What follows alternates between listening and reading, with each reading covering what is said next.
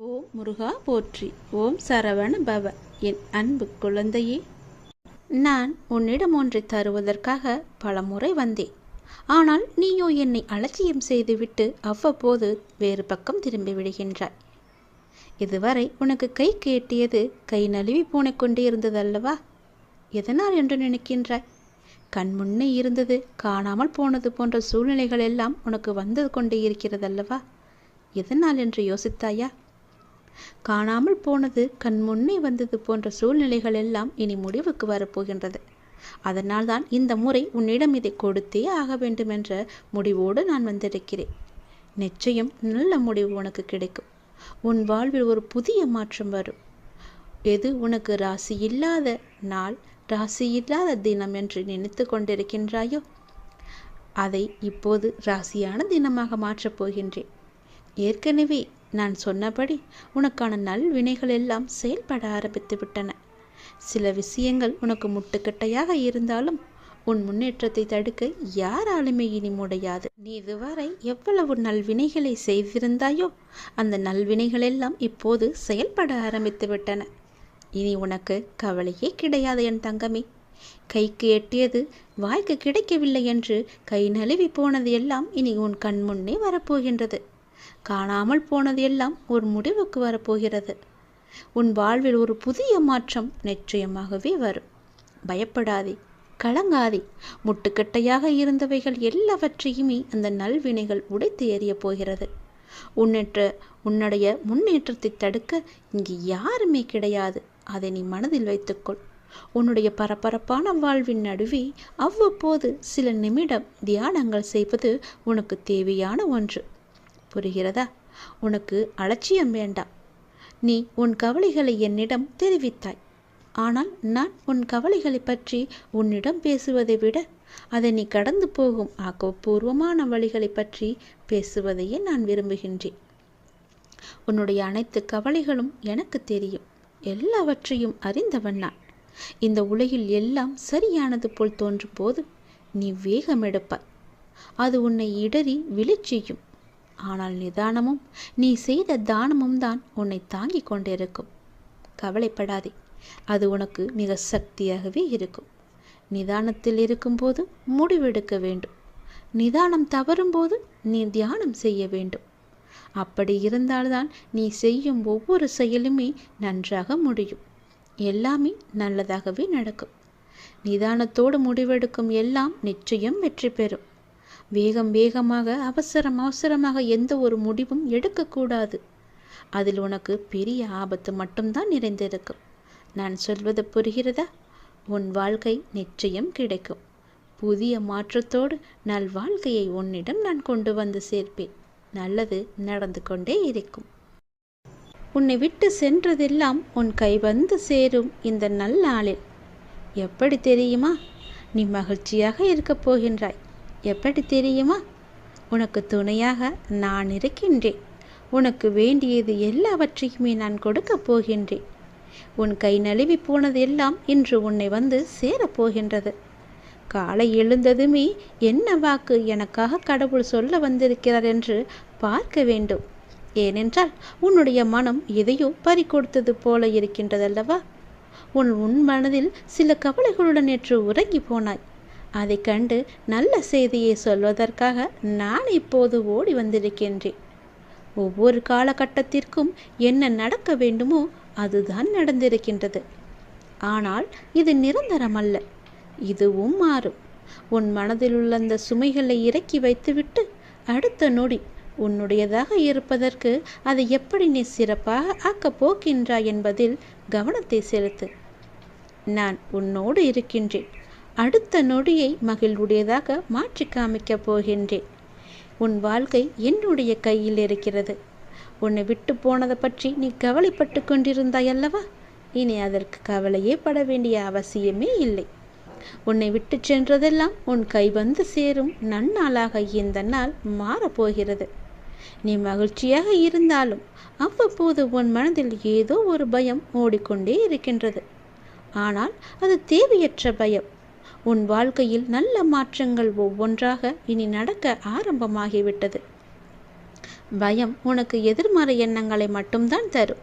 அந்த பயத்தை நீ தூக்கி எறிந்து விட்டால், உன் மனதில் நல்லதை மட்டுமே நினைத்து கொண்டிருந்தால், நேர்மறை வந்து குடி வந்துவிடும். உன்னுடைய மனதில் நேர்மறை வந்துவிட்டால் அந்த இடத்தில் எதிர்மறைக்கு என்ன வேலை?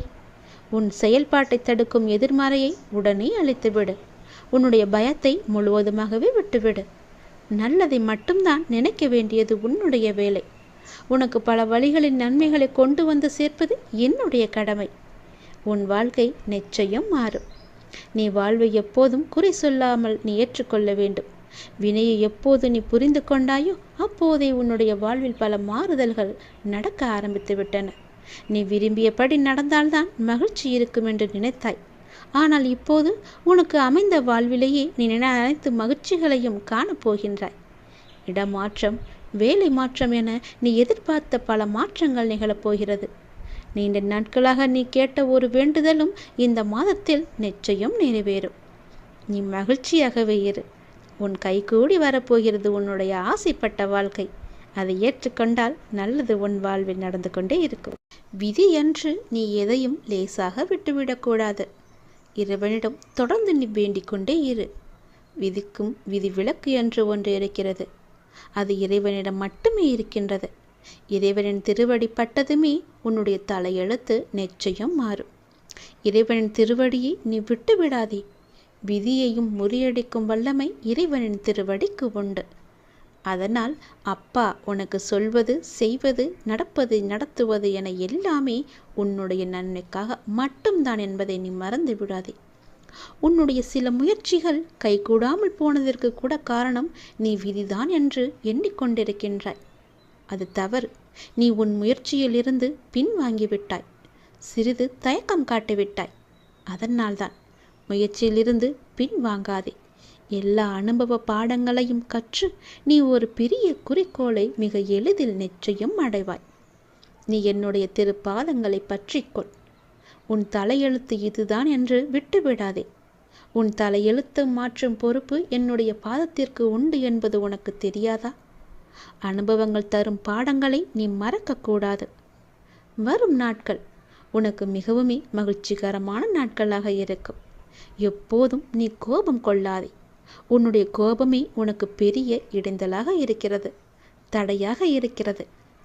அந்த நீ கோபத்தை எடுத்துவிட்டால் போதும், நீ கேட்ட அனைத்துமே உனக்கு நிச்சயம் கிடைக்கும். என் பேச்சை நீ கேட்கும் வரை உனக்கு எல்லாம் நல்லதே நடக்கும். நீ நல்ல பிள்ளையாகத்தான் இருக்கப் போகின்றாய். நல்ல பிள்ளையாகத்தான் இருந்து கொண்டும் இருக்கின்றாய். நல்ல பிள்ளையாகவே இப்போது நீ முயற்சி செய்து பார். எப்போது நீ முயல்கின்றாயோ அப்படியே அப்போதே அந்த நொடியே இரு நன்மைகள் உன்னை தொடர்ந்து கொண்டே வரும். நல்லதொரு மாற்றம் நிரந்தரமாகவே உன் வாழ்வில் வரும். பல நல்ல நல்ல செய்திகள் எல்லாம் உன்னை உன் செவி வந்து சேரும். அந்த நல்லதொரு மாற்றத்தை நீ எதிர்பார்த்ததை விட பல மடங்கு உன் கையில் வந்து கிடைக்கும். பல மடங்கு நன்மையும் சந்தோஷத்தையும் அள்ளித்தரப்போகிறது. அல்ல குறையாத சந்தோஷத்தை நீ அனுபவிக்கப் போகின்றாய். இது உன் அப்பாவின் வாக்கு. எப்பொழுதுமே நன்மையை மட்டும் செய்யும் உனக்கு நல்லது மட்டும்தான் நடக்கும். இருந்தாலும் ஏதோ ஒரு சில பயத்தால் விதியின் மீது நீ பழி போட்டு கொண்டிருக்கின்றாய். அந்த விதியை முறியடிக்கும் வல்லமை எனக்கு இருக்கிறது என்று நீ எப்போது நம்புகின்றாயோ அப்போதே உன் வாழ்வில் வெற்றி என்ற தீபத்தை நான் ஏற்றி விடுவேன். விதியை நீ முறியடித்து காமிக்க வேண்டும். விதியை முறியடிக்கும் வல்லமை என் திருவடி இருக்கிறது. என் திருவடியை நீ பற்றிக்கொள், இறுக பிடித்துக்கொள். உன் விதியை உன்னால் நிச்சயம் முறியடித்து காமிக்க முடியும். இது உன் அப்பாவின் மீது சத்தியம். நீ முயற்சி செய். உன் வாழ்க்கை மாறும். புதிய மாற்றங்கள் வரும். நல்லதொரு வாழ்க்கை உன் கையில் கிடைக்கும். நீ ஆசைப்பட்ட மாதிரியே உன் வாழ்க்கையை நீ சந்தோஷமாக வாழலாம். அப்பாவின் விருப்பப்படியே அனைத்துமே நடக்கிறது. சில நிகழ்வுகள் நமக்கு கெடுதல் என நினைப்போம். ஆனால் கடைசியில் அது நன்மையாகவே முடியும். அப்பா எது செய்தாலுமே அதில் நன்மை இருக்கும் என்று நீங்கள் முதலில் நம்ப வேண்டும். அப்பா நான் கேட்டதையெல்லாம் கொடுக்கவில்லை என்று நீங்கள் யோசிக்கலாம். அதில் ஒரு தீமை இருப்பதால் தான் அதை தட்டி இருக்கிறார் என்று நீங்கள் நினைத்து கொள்ளுங்கள். புண்ணியங்கள் அனைத்துக்கும் தலையாயது நன்றி பாராட்டுவது என்று ஏற்கனவே நான் சொல்லியிருக்கிறேன். அதனால் உங்களுக்கு யாரேனும் உதவி செய்தால் அவர்களுக்கு உடனே கூச்சமில்லாமல் உடனடியாகவே நன்றி சொல்லிவிடுங்கள். அதனால் நீங்கள் எந்த அளவிலும் குறைந்து போக மாட்டீர்கள். வாழ்க்கையில் உன்னை சுற்றி இருப்பவர்களை பற்றி கொஞ்சம் யோசித்துப் பார். யோசித்து பழகு. அவர்கள் யார், உனக்கு நல்லவர்களா தீயவானவர்களா என்று யோசித்து அவர்களிடம் நீ பழகு. அதனால் கூட உனக்கு தீமை ஏற்படலாம், கஷ்டங்கள் கூட ஏற்படலாம், பிரச்சனைகள் வரலாம். என்ன அப்பா இப்படி சொல்கிறீர்களே என்று என்மேல் நீ கோபித்து கொள்ளலாம், அல்லது உனக்கு மனம் குழப்பத்தை ஏற்படுத்தலாம். நீ இப்போதைய சூழ்நிலையில், இன்றைய நிலையில் உன்னை சுற்றியுள்ளவர்கள் நல்லவர்கள் இல்லை என்று சொல்கிறேன். என்னை நம்புவாயா இல்லை உன்னை சுற்றியுள்ளவர்களை நம்புவாயா என்று நீயே யோசித்துக்கொள். அவர்கள்தான் முக்கியம் என்றால் என் பேச்சை நீ விட்டுவிடு. இல்லை நான் தான் முக்கியம் என்றால் அவர்களை நீ விட்டுவிட வேண்டாம், கொஞ்சம் தள்ளியே வை. அவ்வளவுதான். தள்ளி இருந்து அவர்களை பார். அவர்கள் என்ன செய்கிறார்கள், என்ன சொல்கிறார்கள், உன்னை பற்றி என்னெல்லாம் பேசுகிறார்கள் என்று கொஞ்சம் தள்ளி இருந்தே பேசி பழகு. பார், உனக்கே புரியும் அவர்களை பற்றி. நான் சொல்வது எல்லாம் உண்மை, என் அப்பன் சொன்னது எல்லாமே உண்மை என்று உனக்கே ஒரு நாள் தெரிய வரும். அதனால்தான் இப்போதே உனக்கு நான் சொல்கிறேன். அவர்களை விட்டு நீ தூரமாக விலகி வந்துவிடு. தேவையில்லாமல் நீ உன்னை சுற்றியுள்ளவர்களிடம் போய் கோபத்தை காமிப்பது தவறு. கோபத்தை உங்களின் கேடயமாகவே உனக்குள்ளே வைத்துக்கொள். நீ அவர்களிடம் சென்று உன் கோபத்தை காமிப்பதால் உனக்கு என்ன ஆகும் என்று நினைக்கிறாய்? ஒன்றும் ஆகாது. உனக்கு சண்டைதான், தீயவைதான் ஏற்படும். உன்னுடைய நிம்மதிதான் குறையும். நீயாகவே வாழு. வாழ்க்கை சிறந்த ஒரு ஆசானாக உன்னை வழிநடத்தி செல்லும். உனக்கு முந்தி செல்பவர்களைக் கண்டு நீ கலங்கக்கூடாது. உனக்கான வெற்றியை உன்னால் மட்டுமே நிரப்ப முடியும். தோழாதி, உனக்கு துணையாக உன் அப்பா நான் இருக்கிறேன். நல்லதே நடக்கும். நீ என்ன செய்தாலும் நான் உன் மீது கோபம் கொள்ளவே மாட்டேன். நீ என் செல்ல குழந்தை. உனக்கு இன்னும் நான் பக்குவத்தை போதிக்கவே நான் தோல்வியை உனக்கு அனுமதித்தேன். நீ இன்னும் பக்குவப்பட வேண்டியிருக்கிறது.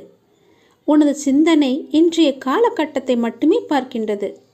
ஆனால் என்னுடைய நோக்கமோ உனது எதிர்காலம் நன்றாக இருக்க வேண்டும் என்று சிந்தனையில் இருக்கிறது.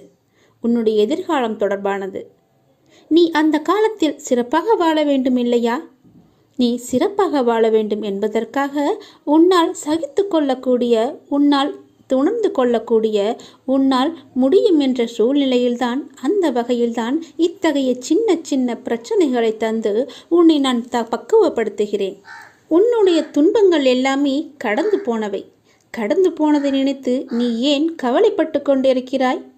முடிந்து போனதை நினைத்து நீ வருத்தப்படுவதால் ஒரு பயனும் இல்லையே.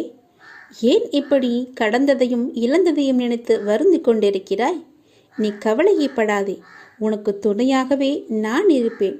உன்னுடைய கஷ்ட காலங்கள் எல்லாமே முடிந்துவிட்டது. நீ இழந்த அனைத்துமே உன்னிடம் திரும்ப வந்தடையும் நேரமும் வந்துவிட்டது. பிறகு எதற்காக தேவையில்லாமல் நீ கவலைப்பட்டு உன்னை நீயே வருத்தி கொண்டிருக்கிறாய்? எல்லாமே சரியாகிவிடும். உனக்கு வந்த துன்பம் எல்லாமே போய்விட்டது.